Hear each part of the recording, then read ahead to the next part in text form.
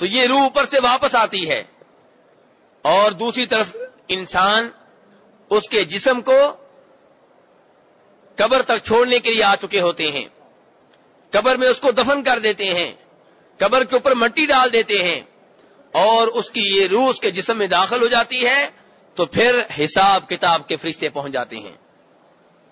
یہ دو فرشتے آ کے اس میت کو کھڑا کرتے ہیں، اس کو بٹھاتے ہیں، اور دوسری روایت میں آتا ہے کہ یہ وقت ہوتا ہے عصر کے بعد کا۔ تو چونکہ مومن روح ہے، یہ کہتی ہے کہ مجھے نماز پڑھنے دو، میری نماز لیٹ ہو رہی ہے۔ کتنی عظیم روح ہے جسے قبر میں بھی نماز کی فکر ہے۔ تو بہرحال موت کے فرشتے بٹھاتے ہیں اور پوچھتے ہیں مر ربک، کہ تمہارا رب کون ہے؟ تو جواب کیا ملتا ہے؟ ربی اللہ، میرا رب کون ہے؟ اللہ تعالی۔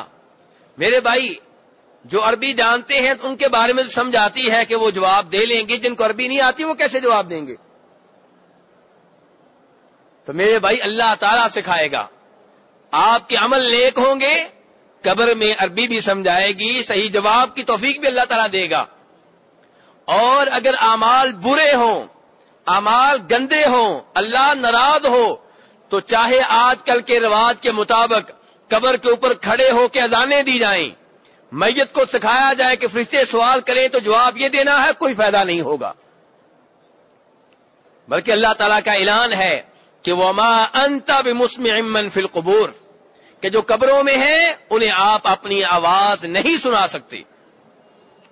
اللہ تعالیٰ کا صاف صاف اعلان ہے، جو بھی قبر میں ہے، بڑا ہو چھوٹا، مرد ہو عورت، نیک ہو بد، اللہ نے لفظ بولا ہے من کا، کہ وَمَا أَنْتَ بِمُسْمِعٍ مَّن فِي الْقُبُورِ، جو بھی قبروں میں ہیں ان تک آپ اپنی آواز نہیں پہنچا سکتے۔ تو یہ اوپر سے اذانیں دینے کا فائدہ کوئی نہیں ہے، اوپر سے لقمے دینے کا کوئی فائدہ نہیں ہے۔